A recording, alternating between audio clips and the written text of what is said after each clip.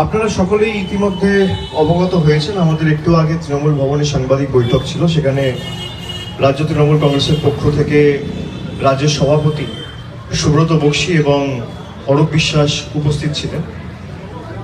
সেখানে আনুষ্ঠানিকভাবে আজকে শোভন চ্যাটার্জি এবং বৈশাখী বন্দ্যোপাধ্যায় দুজনই তৃণমূলে ফিরে এসছেন।